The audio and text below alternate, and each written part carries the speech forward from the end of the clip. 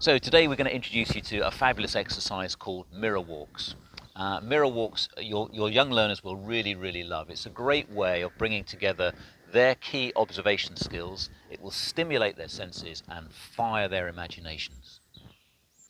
So there are three key objectives, learning objectives with mirror walks. First of all, they will broaden your students' vocabulary and the meaning of new words. Secondly, they will improve their creative speaking and writing. And thirdly, as importantly, it will connect them with nature. So equipment for mirror walks is pretty simple. There's lots of different ways you can use different reflective surfaces.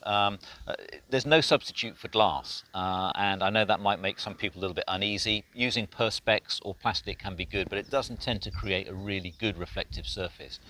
So going to a hardware store or DIY store and buying mirror tiles is the simplest way to do so. They're already cut to shape in simple squares like this, which are perfect.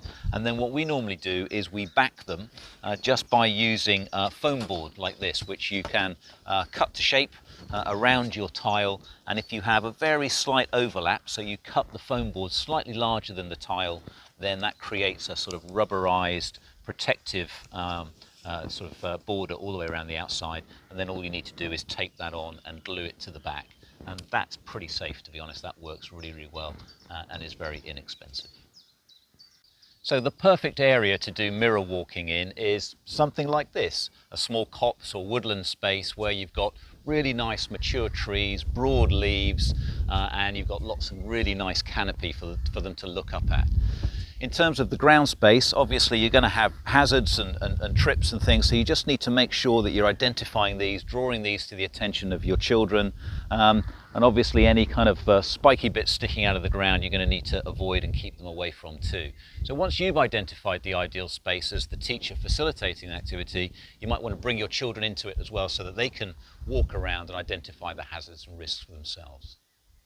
So the simplest way to run the activity is to pair off your children. One will do the mirror walking, the other will be their guide to keep them safe and warn them of any hazards. So to do the mirror walking itself is pretty straightforward. They're going to bring the mirror to the bridge of their nose, and as they walk, their eyes are looking down on the reflective surface, and it's reflecting down to them the amazing canopy and leaves and branches and shapes that exist all above them. So with their partner alongside them, they can be talking out loud, or the partner can be writing things down, and what we're interested in is seeing them use really good descriptive language, really great adjectives that explain some of the sights and smells and sounds that are going on for them as they're doing their mirror walk. Before taking part in the activity, it'd be useful to do some recapping around simple language structure, stuff that you'd be working on anyway, the difference between nouns and verbs and adjectives, and what it is you're trying to achieve. Perhaps some reading of some poetry, and specifically poetry about trees, could be quite useful, and we offer some great tree poems as an accompaniment to this film, which you can download. We're trying to generate creative and expressive language around what the children are seeing, hearing and feeling, rather than just being literal. The dappled light through a soft green roof, the rustling leaves whispering their stories, the snaking branches reaching out to touch. This imaginative language will generate and build into powerful prose, poetry and stories that they can generate. But obviously you can get well beyond this language and storytelling into other curriculum areas. Science investigation, for example, such as identifying tree species, photosynthesis, germination, food chains. And of course it can build really well into artistic activities such as painting, drawing, photography, sculpture, perhaps even plays and dramatic performances as well. We offer mirror walks as a really powerful and versatile activity that will generate great learning outcomes from a really unique experience. Enjoy.